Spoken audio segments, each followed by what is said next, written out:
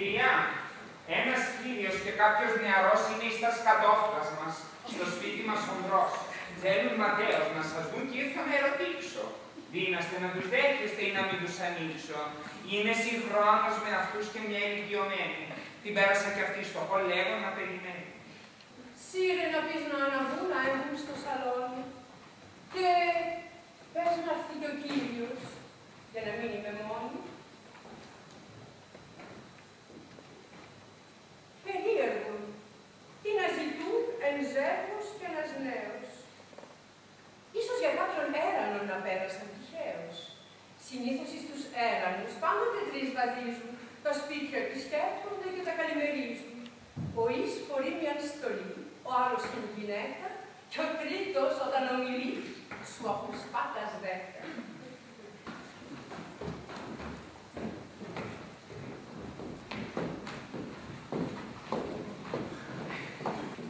Κύρια!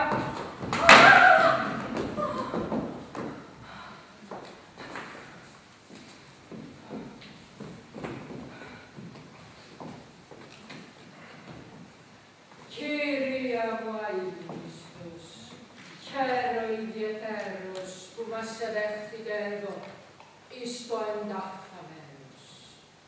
Λέγομαι Κίμων Ιατρού. Ιδού η σύζυγός μου, και εις το κέντρο ακριβώς πρόκειται ο γιος μου. Ο γιος μας που βρίσκεται εις γάμου ηλικία, επιθυμεί την κόρη σας να φέρει στην οικία μόνος. Είναι νομίζω περιττό να σας εξιστορήσω, αν συμφωνείτε και εμείς να μην τον εμποδίσω. Φαίνεται νέος ευφύης, δεικνύει μορφωμένος, συναισθαλμένος μάλιστα και καλλιεργημένος.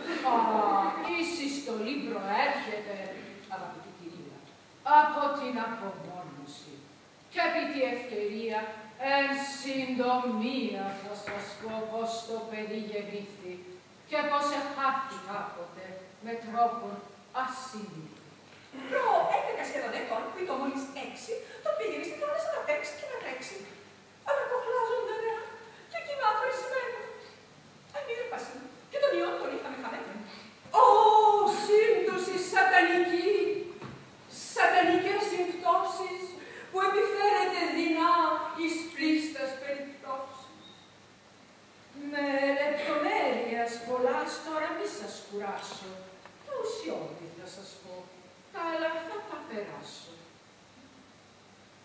Ψαρεύων κάποτε λοιπόν εις μια παραλία, ανέσυρα ενανοιχθεί με κάποιαν δυσκολία. Και όπως τον μετέφερα με κόπον και με ζόρι, δια μιας κεσαρικής τομής, Απέκτησα άλλο. Ω, σύμπτωση σατανική, σατανικές συμπτώσεις που επιφέρεται δεινά εις πλήστας περιπτώσεις. Με λεπτομέρειας πολλάς τώρα μη σας κουράσω, τα ουσιώδη θα σας πω, τα άλλα θα τα περάσω.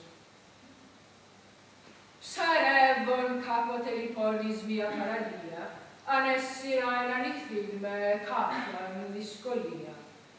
Και όπως τον μετέφερα με κόπον και με ζόρι, δια μιας κεσαρικής τομής, Απέκτησα άλλο.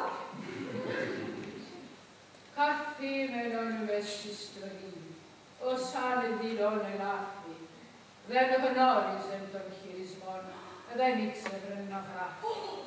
Ένα γράμματο. Επήγε εις σχολείων και το πολύ επιρρεπής μετά των κοινωνίων. Πρώτος εις τα μαθήματα και εις τας διαβαθμίσεις, χειροτεχνία, όδικη, γυμναστικάς ασκήσεις. Τώρα εδώ να σας είπε μια απαγγελία. Ο στρατιώτης νικητής κομίζει αγγελία. Άσα από τα χέρια σου το παιχνίο σταθμό και ευθύς το ποίημα απάγγειλε με μέτρο και ρυθμό.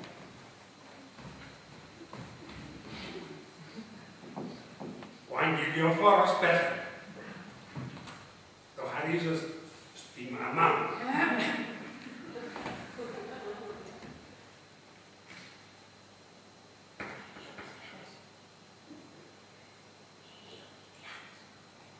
Μιλιάδης τους Έλληνες στρατιώτες.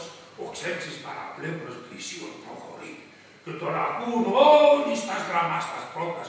Και βασιλεύς δεν είναι. Και στέμα δεν φορεί. Φέρει χακούντο καλός και βήματα θλιμμένα. Στη δεξιά του χείρα το τίμιο σταυρό. Επίσης εις την πλάτη φέρει ανήλτη μέρα. Τη γαλανή σημαία δόριστο πετρό. Σφοδρός αγών αρχίζει. Και στίφλα αφρισμένα γκρεμίζουν εκκλησίας, βωμούς. Και τα λοιπά. Βωμούς και τα λοιπά. Αλλά σκληρός οι Έλληνες στήθη τεταμένα τον τύρανο διότι βέρει το χτυπά. Οι Πέρσες αποθούνται. Νικώνται κάθε κράτος. Οι στρατηγοί τους δίνουνε αφάνταστη πληγή. Κι έτσι, ελευθερία που έχουμε προσφάτως, οφείλουμε πρωτίστως στην πατρική μας γη. Μόνο στο Ξέρξη μένει της κατασχήνης δρόμος. Τα πλοία του λαμβάνει και φτάνει παλικός και μέσα στο σάλου εις Έλλην ταχυδρόμος φέρνει την αγγελία και πίπτει ηρωικός.